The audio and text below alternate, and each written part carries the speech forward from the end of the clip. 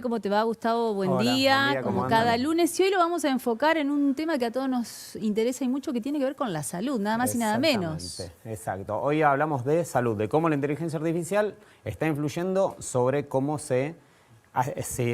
cómo los médicos van a tener que acomodarse o acostumbrarse un poco a que todos estos sistemas ya están cada vez más entre ellos y cómo hacen uso para la práctica cotidiana de todo, o sea, de la buena práctica de lo que es ejercer la salud, que es algo bastante importante. Vamos a dejar en claro algunas cosas.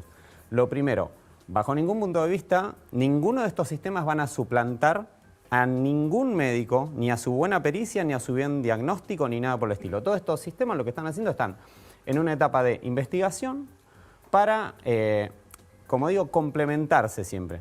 Vuelvo a decir lo mismo, y esto hay que enfatizarlo, no suplantan bajo ningún punto de vista al médico.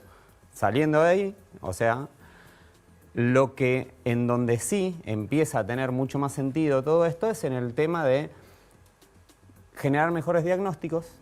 ¿Más rápidos? Más rápidos para ayudar que también, como cualquier humano, los médicos también pueden tener errores y en ese punto es donde es interesante que una inteligencia artificial o que un sistema nos ayude a tener menos errores o equivocaciones. Ajusta el margen de error, como lo decíamos también cuando hablábamos de cómo afecta o cómo nos ayuda la inteligencia artificial en materia de diseño, en materia de comprensión lectora.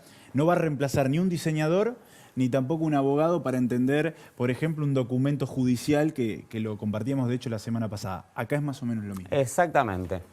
O sea, teniendo en cuenta ese contexto, para que quede claro, ahora sí, en donde más influye, por ejemplo, o empieza a influir yo traje 3 casos que son un poco los más llamativos, pero influye un poco en, como digo, ayudar a los diagnósticos, en generar una salud más personalizada, tener un sistema que sea tan minucioso permite a la vez que podamos tener un diagnóstico mucho más personalizado y que sea para uno. Y que les quede un concepto que está bueno que lo sepamos, que es el de gemelos digitales. Todo esto me parece y está yendo un poco a ese lado. Que podamos tener metido dentro de una computadora un gemelo digital nuestro al cual le podamos hacer pruebas o, por ejemplo, en el caso de que necesitemos algún tipo de medicamento específico, todos este tipo de investigaciones nos van a permitir eso. En base a eso, o sea, una de las innovaciones más grandes viene por el lado de este excéntrico Elon Musk, que entre todas sus empresas que tiene,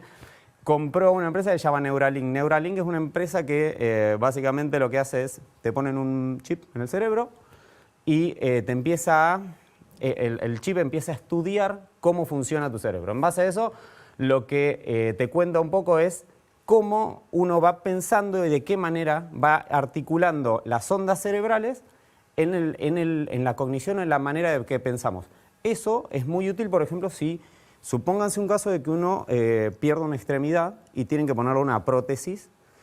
Está bien, a la mecánica de cómo es la prótesis ya la hemos resuelto hace mucho, hace 20, 30 años ya vimos prótesis. El problema de todo eso está en cómo yo hago para que, mediante el pensamiento, la prótesis... a ver, me encanta porque nosotros lo tenemos muy normalizado. Creemos que hacer esto es fácil. Sí, y a nivel, es sencillo. Claro, y a nivel de estudio y de cómo el cerebro tiene su complejidad, cómo traspasar este movimiento es dificilísimo. Eso es lo que ha logrado este tipo de sistemas, dándole un poco o sea, lo que te da es una interfaz. Te sondea las ondas del cerebro y eso hace que te ayude a que la prótesis se pueda mover mejor. Eso no es solamente para una prótesis. Por ejemplo, hay un caso de un chico que estaba completamente paralizado y realmente puede empezar a, por ejemplo, mover el mouse de una computadora. Realmente a esta persona le estás cambiando la vida. Ahora, Tal cual. Y eso, con este chip, además te permitiría prevenir enfermedades, porque lo que hace es secuenciar cómo vos te vas desenvolviendo y cómo tu cerebro afecta al resto del cuerpo. Exactamente. A la larga, cuando tengan muchos datos, van a lograr ese tipo de cosas. Tengamos en cuenta una cosa, todos estos sistemas van aprendiendo del día a día. Entonces, se va modificando, no es el mismo sistema el que hoy, por ejemplo, por ejemplo, hoy en día pudiéramos tener ese sistema, no es lo mismo tenerlo hoy que tenerlo dentro de un año. Y eso sí es algo que es bastante novedoso y bastante importante también. Claro. ¿En cuánto ayuda a los médicos en un diagnóstico, por ejemplo, previo? A ver, pensá que o sea, primero un médico, cuando uno va a una consulta, el médico más o menos te sondea, sabe o sea, que vos le contás qué es lo que te pasa, te va a mandar a hacer un par de análisis. Bueno, piensen que todas estas tecnologías, además de eso, está teniendo en cuenta todo tu historial médico. El médico quizás se le escapa algo, a estos sistemas no. Entonces, a la larga, vos imaginate que si nosotros empezamos a tener un historial médico en el mismo lugar o podamos accesarlo, vuelvo a lo mismo de estos gemelos digitales, van a tener toda tu historia y van a poder saber desde dónde nace la falencia o la patología y para dónde va a derivar. Y eso es bastante interesante en ese sentido. Estamos hablando de todos modos de un asistente del médico, no de un lugar donde uno puede consultar lo que tiene. Eso mismo. Y sobre todo en este tema hay que ser muy puntilloso en ese punto. Porque enseguida uno siente algo y lo primero que hace es googlea. Claro. Y ese es el principal error. Una psicosis alrededor. Nunca hay un dicho muy común entre nosotros que hablamos que siempre decimos, uno cuando tiene un problema va y busca en internet, seguro que es lo peor lo que encontraste. Claro. Entonces, es verdad. no, hay que salirse un poco de esa lado y decir, no, che, ¿es un sistema de consulta? Sí, pero este sistema, lo bueno es que trabaje complementario con el médico, no para... El público en general, perdón, tenemos que seguir yendo al médico, es así, no nos queda otra. Pero además también de manera virtual se va a poder hacer. O sea, hoy ya la telemedicina está entre nosotros, pero obviamente con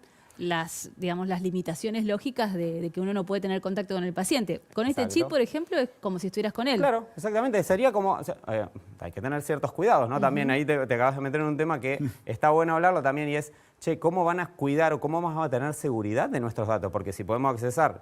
Yo puedo accesar con una computadora remotamente a vos y a tu cabeza y a tus emociones, sentimientos, etcétera.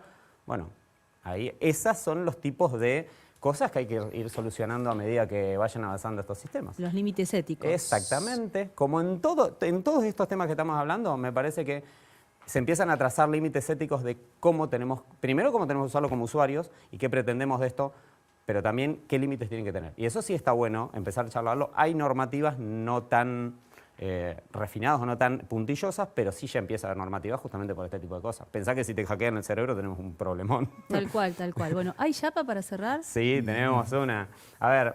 ¿Perlita? Sí. Esta semana lo que pasó fue... A ver, en Estados Unidos está por haber las elecciones para presidente. Habían limitado la generación de unos videos. A ver, estos sistemas que yo vengo contando, hay uno que en particular vos lo escribís y te permite generar un video. Sí. Es genial, porque vos le pones una frase y te genera un video completo, en muy buena calidad. Lo habían limitado porque tenían miedo de que empiece a haber deepfake y todo eso, entonces no lo dejaron, no lo pusieron al público conocimiento. Hay una empresa china que directamente lo logró hacer, te permite generar 2 minutos de video tranquilamente. Ajá. Y la verdad que los resultados son espectaculares. A ver, ¿hay un ejemplo? Bueno. No, este es otro... Esto es de salud, Claro, seguimos con el sistema de salud, pero... Sí. Bueno, esto que está en pantalla, a mí me parece este es un antes y un después. Bueno, acá este es el video genial del panda tocando la guitarra. Es muy bueno. Esto se hace todo con inteligencia artificial. Pero piensen conceptualmente. Piensen que la inteligencia artificial está entendiendo el fondo. Está entendiendo que un conejo no use lentes, pero que se comporte como una persona. Piensen el pelaje, los colores, la gama, la cromática de toda la imagen. Acá, un panda en un lago tocando una guitarra. Es buenísimo. Y con la calidad que está hecho. Claro.